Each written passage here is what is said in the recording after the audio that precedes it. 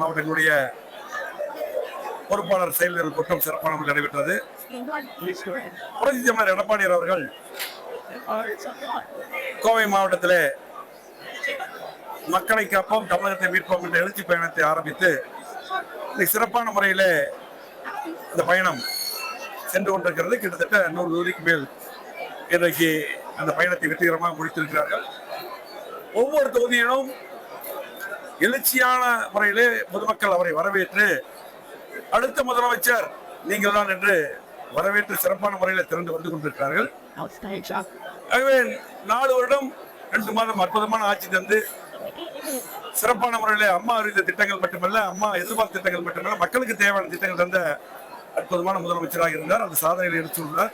ஆகவே 4.5 ஆண்டு காலமாக திமுக செய்யாத திட்டங்களையும் எடுத்து சொல்லி மக்கள் மிகுந்த எதிர்பார்ப்புடன் எடப்பாடியார் முதலமைச்சராக வர வேண்டும் என்று முடிவு செய்து பெருந்திரளான முறையில் கூட்டணி வசூலிக்கிறது. அதே போல திருப்பூர் மாவட்டத்துக்கு நம்ம இன்னைக்கு கூட்டத்துக்கு வந்திருக்கோம். இதுக்கு முன்னாடியே நான் வாழ்த்து சொல்லிட்டேன். அதே போல பேட்டி கொடுத்திருந்தேன். திருப்பூர் மாவட்டத்தில் மண்ணின் மைந்தரான அருமையண்ணன் சிபி ராதாகிருஷ்ணன் அவர்களுக்கு இன்றைக்கு துணை ஜனாதிபதியாக பாரத பிரதமர்கள் அறிவித்து இந்த களத்தில் இருக்கிறார். பாரத பிரதமர்களுக்கு எங்கள் அனைவர் சார்பாக எங்களின் சார்பாக நன்றி தெரிவித்துக் கொள்கிறோம். பொதுச் செயலாளர் எடப்பாடியார் அவர்கள் நன்றியும் சொன்னார்கள். அது மட்டுமல்ல, எடப்பாடியார் அவர்கள் தெளிவாக சொன்னார்கள். சிபி ராதாகிருஷ்ணன் அவர்கள் 3 முறை 4 முறை கோவை மாவட்டத்தில் கோவை பாராளுமன்றத்தில் போட்டியிருக்கிறார். 3 முறை நானே அவருக்கு பணியாற்றினேன். நாங்கள் எல்லாருமே பணியாற்றினோம். ஆகவே எங்கள் பொதுச் செயலாளர் அவர்கள் ஒட்டுமொத்தமாக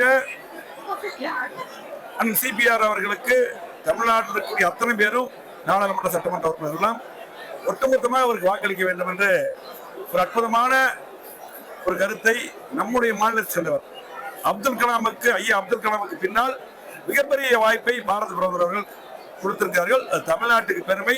கண்டிப்பாக எங்களது பொதுச் செயலாளர் சொன்னதை அனைத்து கட்சிகளும் அது கண்டிப்பாக அதை செய்தால் உண்மையான தமிழ்நாட்டு மக்கள் கண்டிப்பாக அதை விரும்புகிறார்கள். ஆகவே இன்றைக்கு சிபிஆர் அவர்கள் இன்றைக்கு துணை ஜனாதிபதியாக வருவது நமக்கெல்லாம் பெருமை.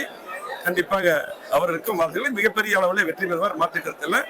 இன்றைக்கு அவரை பொறுத்தளவுக்கு ஒரு எளிமையான மனிதர், அனைவரும் அன்பாக பழக்கக்கூடியவர். ஆகவே நல்ல பதவி, அவருக்கு தகுதியான பதவி.